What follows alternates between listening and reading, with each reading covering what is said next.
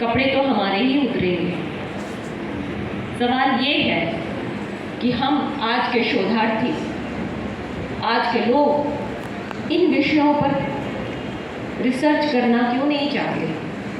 क्यों हम नागार्जुन और जैनेन्द्र और अज्ञे और कबीर, सूरदास और मीराबाई की भक्ति भावना और महादेवी का रहस्यवाद, ये कुछ मुद्दे हैं जिन पर हम काम करके पाक साफ हो करके एक प्रवक्ता का पद ले लेना चाहते हैं।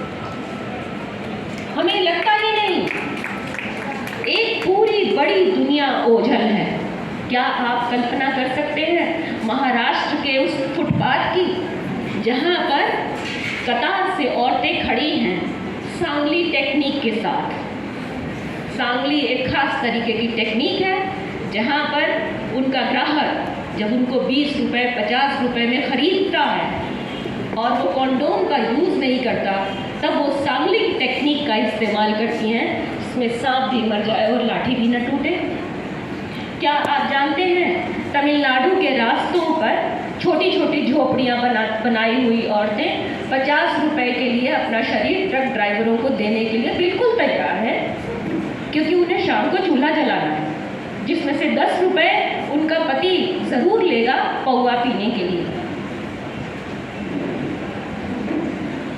क्या आप जानते हैं कि पूरे विश्व में, हिंदी को छोड़कर पूरे विश्व में बड़े बड़े समाजशास्त्री इन मुद्दों पर बात कर रहे हैं और इन मुद्दों के तह में जाने के लिए कोशिश कर रहे हैं कि यदि प्रोस्टिट्यूशन नहीं रुका, प्रोस्टिट्यूशन का खात्मा नहीं किया गया,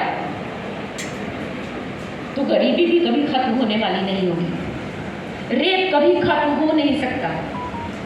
क्या आप कल्पना कर सकते हैं जंगल में छुपी एक अकेली उस औरत की जो कि रेप के बाद गर्भवती हो जाती है और उसके पास अबॉर्शन करवाने का कोई रास्ता नहीं है सिवाय इसके कि वो एक पेड़ की टहनी का इस्तेमाल करे और खुद को घायल कर ले?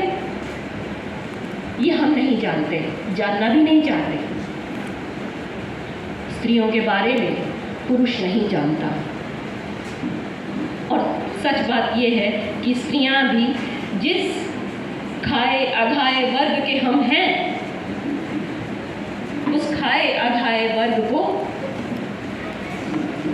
अपना शोध करने के लिए भी ऐसी स्त्रियों के पास जाने की ज़रूरत नहीं होती।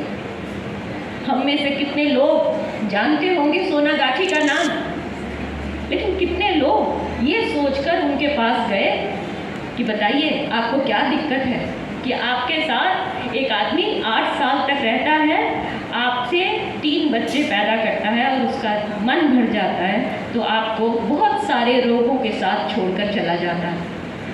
तरह तरह के रोग, तरह तरह के दुख भोगती ये औरतें। और ऐसा नहीं है कि ये वे औरतें हैं जो कि जिन्हें आर्थिक अभाव मात्र है, बल्कि इनके पास समाज ने कोई और रास्ता, रोजगार का और कोई रास्ता छोड़ा ही नहीं। आप ये देखिए, युद्ध कहीं भी हो, युद्ध का निर्णय कोई स्त्री कभी नहीं लेती। स्त्री जानती है कि यदि युद्ध होगा तो सबसे पहला वार उसके परिवार पर होगा। स्त्री परिवार को बांधती है। कोई स्त्री ऐसा नहीं चाहती कि उसका परिवार टूटे। और इन युद्धों और टकरावों में आप ध्यान दीजिए कि सबसे पहले रौंदी जाती है स्त्री की देह, और ये दिनों दिन ये देह सस्ती होकर बिकती जा रही है और सस्ती होती जा रही है। एक बहुत बड़ा ट्रैफिकर्स का नेटवर्क आपके सामने है। कलकत्ता, नेपाल के रास्ते भारत, और भारत से उनको बाहर भेज दिया जाता है इटली, स्पेन, विश्व के अनेक देशों में। और उनको कहा जाता है कि वे घरेलू नौकरानी के हिसाब से जा रही हैं, लेकिन वहाँ जाकर उनके पासपोर्ट छीन लिए जाते हैं, उनका दैहिक शोषण किया जाता है, उन्हें भूखा रखा जाता है, उनके साथ मारपीट की जाती है ताकि वो सरेंडर कर दें। अस्मत कोई इतनी बड़ी चीज़ नहीं है जिसको आप अस्मत कहते हैं कि फलां स्त्री फलां पुरुष के पास साथ दिखाई दे गई, उसकी तो अस्मत का नाश हो गया। अस्मत का नाश वाश कुछ नहीं होता है, रौंदी जाती है देह, और इस देह पर सबसे बड़े आक्रमण होते हैं, और जिस पर विचार करना इस नए परिप्रेक्ष्य में हम सब के लिए बहुत ज़्यादा ज़रूरी है। मैं अपना वक्तव्य इसलिए समाप्त करूँगी कि मेरा समय हो गया है। बहुत बहुत धन्यवाद।